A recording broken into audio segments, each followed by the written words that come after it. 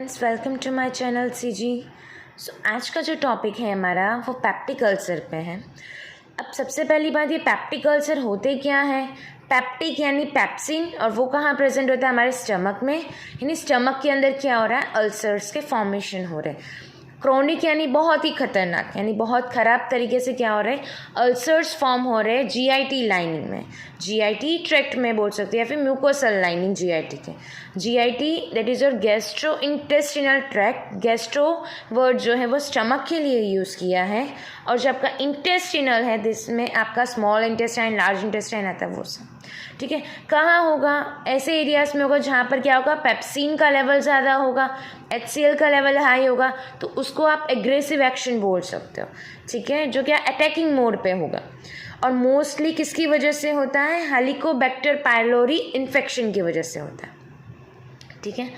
अब उसके बाद मैंने यहाँ कुछ लिखा है कि आइडेंटिफाई किया जाता है, that is based on their anatomical locations, ठीक है। यहाँ मैंने स्टमक का एक फिगर ड्रॉ किया है। यहाँ स्टमक के बारे में बताया, यहाँ आपका ईसोफेजियल लाइन है, यहाँ से आपका फूड जाएगा, और आपका स्टमक का हाफ ऑफ पोर्शन में क्या प्रेजेंट होता है, हाइड्रोक्लोरिक एसिड, पेप्सिन, ये दोनों हैं। अगर इनका लेवल बढ़ रहा है तो वो एग्रेसिव एक्शन शो करेंगे। बाइकार्बोनेट डिफेंसिव काम करता है, ठीक है, इनका लेवल बढ़ रहा है तो उनको कम करेगा, बराबर। फिर स्टमक की जो वॉल है उसको कौन प्रोटेक्ट करके बैठा है, योर म्यूकस लेयर। यहाँ पर क्या है, आपका म्यूकस लेयर है जो क्या करता है, स्टमक की वॉल को प्रोटेक्ट करता है। अब यहाँ पे स्टमक पे अल्सर होगा तो आप उसको क्या बोलोगे, गैस्ट्रिक अल्सर हुआ है। डिओडेनम यानी यहाँ पर जो यू शेप है डिओडेनम, वहाँ पर हुआ तो यानी आपका डिओडेनल अल्सर हुआ। और ईसोफेगस में हो रहा है यानी आपका उसका क्या बोलेंगे आप, ईसोफेजियल अल्सर फॉर्म हो रहा है, ठीक है।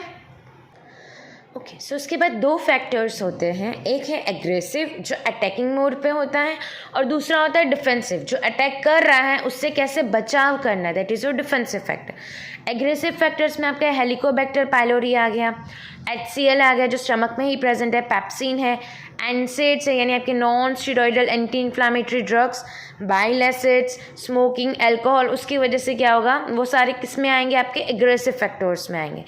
अब अगर ये एग्रेसिव फैक्टर्स बढ़ गए तो रिजल्टिंग क्या होगा, स्टमक का जो म्यूकोसल लेयर है वो क्या हो जाएगा, डैमेज हो जाएगा। डैमेज हो जाएगा तो इरोजन हो जाएगा, वो लेयर्स शेड ऑफ हो जाएगी, टूट जाएगी, और लास्ट में क्या होगा, अल्सर्स फॉर्म होंगे।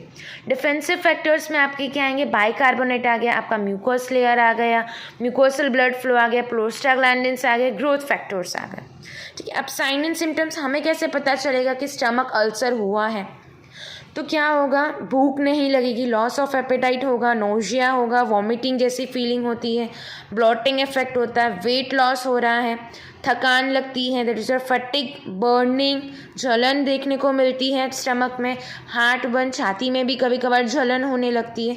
तो ये जो है वो उसके सिम्टम्स हैं। सो अभी हम पढ़ते हैं उसका पैथोजेनेसिस की होता किसकी वजह से है। तो जैसे हमने आगे पढ़ा कि H. पायलोरी इन्फेक्शन की वजह से ये सब हो रहा है। H. पायलोरी का काम क्या है, वो सिक्रीट करेगा यूरियस एंजाइम, ठीक है, जो क्या करेगा, यूरिया का कन्वर्जन अमोनिया में करवाएगा। कौन, यूरियस प्लस CO2 रिलीज होगा, जिसकी वजह से क्या होगा, गैस्ट्रिक pH में चेंजेस आएगा।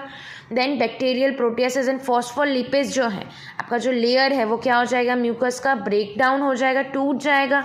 वो म्यूकस लेयर का काम क्या है, स्टमक की वॉल को प्रोटेक्ट करना एसिड के लेयर से। जो एसिड का सिक्रेशन बढ़ जाए तो क्या हो, म्यूकस लेयर क्या करेगा, आपकी स्टमक की वॉल को बचाए रखता है, लेकिन वो हाई लेवल यानी इंक्रीज हो गया एसिडिक लेवल तो क्या हो जाएगा, आपका म्यूकस लेयर ब्रेक डाउन हो जाएगा।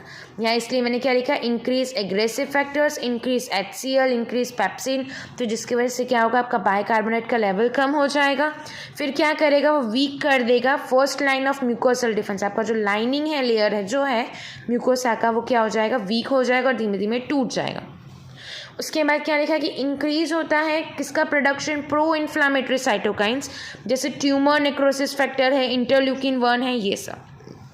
फिर क्या होगा, वहाँ पे एरियाज जो हैं जहाँ पर आपका कॉलोनाइजेशन हो जाएगा यानी छोटे छोटे होल्स हो जाएंगे, उसको आप क्या बोलोगे, परफोरेशन, ठीक है, बराबर। तो क्या होगा, म्यूकस लेयर शेड ऑफ हो जाएगी तो यानी अल्सरेशन हो जाएगा, अल्सर्स होंगे तो परफोरेशन होगा, और परफोरेशन यानी होल्स फॉर्म होंगे तो वहाँ से क्या होगा, स्टमक के अंदर से ब्लीडिंग होगी, यानी बाहर की तरफ क्या होगा, ब्लड बाहर आएगा। सेकेंड है जिसकी वजह से हो सकता है वो है आपके एनसेड्स। एनसेड्स क्या करेंगे, सप्रेस करेंगे म्यूकोसल प्रोस्टाग्लैंडिन के सिंथेसिस को, जिसकी वजह से क्या होगा, आपका म्यूकस का प्रोडक्शन कम हो जाएगा, बाइकार्बोनेट का लेवल कम हो जाएगा, उसकी वजह से म्यूकस लेयर टूट जाएगी। तो एसिड जो है आपका वो डायरेक्टली कहाँ पहुँच जाएगा, गैस्ट्रिक एपिथेलियम में, जिसकी वजह से क्या होगा, अल्सर्स हो जाएंगे। अब दूसरे रिस्क फैक्टर्स कौन से हैं, तो एक स्ट्रेस की वजह से हो सकता है, साइकोलॉजिकल कंडीशन की वजह से हो सकता है, सिगरेट, स्मोकिंग, अल्कोहल, और दूसरा क्या है, ज़ोलिंगर एलिसन सिंड्रोम, जिसके अंदर क्या था, बहुत सारे अल्सर्स फॉर्म हो जाते हैं। फिर कॉम्प्लिकेशंस में क्या होगा, एज आई सेड, स्टमक है, स्टमक की लेयर जो है म्यूकस वो टूट जाएगी, तो क्या होगा, इंटरनल ब्लीडिंग होगी, फिर वो वहाँ क्या कर देगा, परफोरेशन कर देगा, तो ब्लड जो है वो बाहर आ जाएगा। ठीक है, परफोरेशन करेगा, फिर पेनिट्रेट होगा, फिर ऑब्स्ट्रक्शन, वहाँ स्वेलिंग हो जाएगी, एंड देन उसके बाद क्या हो जाएगा, कैंसर भी हो सकता है। ठीक है, ये थे उसके कॉम्प्लिकेशंस। डायग्नोसिस कैसे करोगे, तो उसके लिए रेडियोग्राफी है, एंडोस्कोपी है, यानी बायोप्सी करवा सकते हो, स्टूल एंटीजन टेस्ट करवा सकते हो, रैपिड यूरियास टेस्ट करवा सकते हो, सीरोलॉजी टेस्ट करवा सकते हैं। ठीक है, ट्रीटमेंट क्या है, तो लाइफस्टाइल चेंज करनी है, यानी स्मोकिंग को अवॉइड करना है, अल्कोहल को अवॉइड करना है, एस्पिरिन को अवॉइड करना है। सेकेंड है आपकी मेडिकेशंस, क्या मेडिसिन दोगे, जब HCl का लेवल बढ़ रहा है तो आप एंटासिड्स या प्रोटॉन पंप इनहिबिटर्स दे सकते हो, जिसके अंदर फैमोटिडीन है, रैनिटिडीन है, ओमेप्राजोल है, लांसोप्राजोल है, इसमेप्राजोल है, ये सारी मेडिकेशंस आप दे सकते हो। थर्ड मैंने यहाँ लिखी ड्यूल थेरेपी, यानी 2 एंटीबायोटिक्स दी जाएगी, एक एमॉक्सिसिलिन, दूसरी होगी आपकी मेट्रोनिडाजोल। फिर फोर्थ है ट्रिपल थेरेपी, यानी जिसके अंदर आप 3 ट्रीटमेंट दोगे, 3 मेडिकेशंस दोगे, एक तो प्रोटॉन पंप इनहिबिटर, दूसरा आपका क्लेडिथ्रोमाइसिन, एंड थर्ड जो है वो होगा आपका अमॉक्सिसिलिन। ठीक है, ये उसकी होगी ट्रीटमेंट। सर्जरी में क्या करोगे, वेगोटॉमी है, वेगस नर्व को कट करोगे। ठीक है, एंट्रेक्टॉमी है, स्टमक का जो लोअर पोर्शन है उसको रिमूव करोगे, एंड पाइलोरोप्लास्टी। ठीक है, आई होप पेप्टिक अल्सर में किसी को डाउट नहीं है। Thank you.